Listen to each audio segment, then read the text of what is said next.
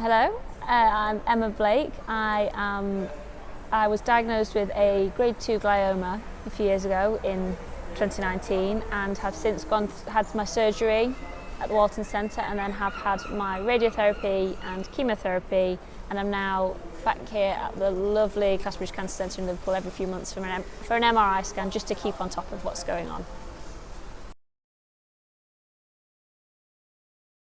And I could start hearing music in my head, and I remember thinking to myself, why would they play this song on this ward? I think it was like a geriatric ward. It was maybe something like Kanye West or something, thinking, great song, and it was just in my head. And then when people were talking back to me, it looked like they were saying the lyrics to the song. And I just had to step back and say, oh, I'm so sorry, and apologise, and went outside. And as soon as I got out into the corridor, it had all gone away, and I just stood thinking, what was that? I think you just don't really like to think about it. I think, to be honest, a lot of people think other people are going to get cancer, or not even cancer, other people are going to struggle, and I'm fine. I feel physically fine, I feel mentally fine.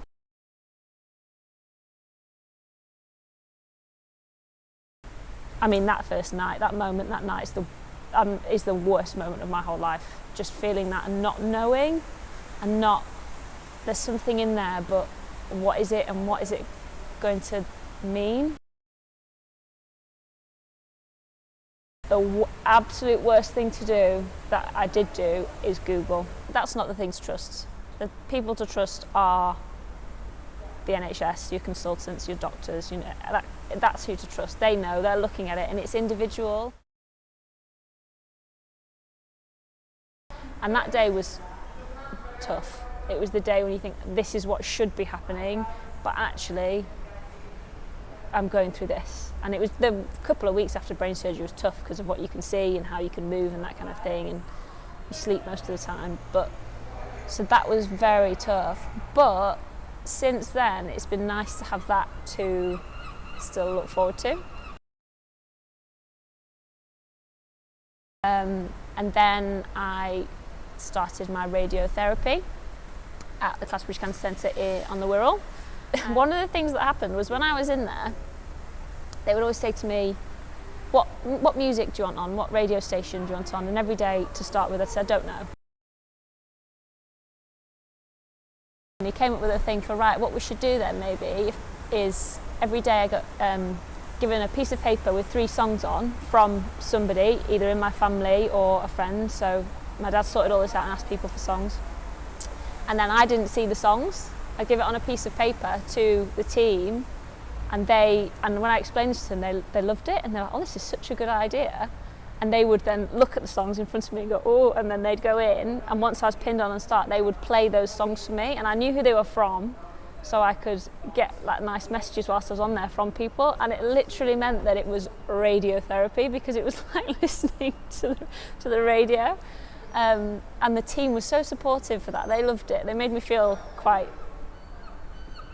like it was a bit funny and happy and things. And they said to me, I remember them saying after that, they suggested this to other people because it's a nice thing to, it was weird, but it did mean that you look forward to a little bit.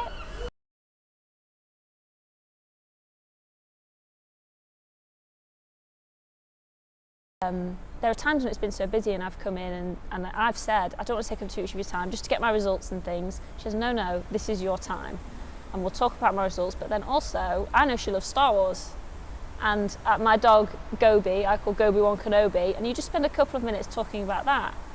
And it does make you feel like very supported, and that it's, like I said, not just a box to tick. She said she really wants to help you feel well and get well and be honest. I would say for anyone who experiences something like this, it's going to get better. Not knowing what you've got and how it's going to be treated to start with is terrifying, and it will be scary for the first days, weeks, months, but personally now, after time, it's just there, it's part of your life. The support and treatment I get from the NHS, from the Clatterbridge Cancer Centre here, it's there and it's helping.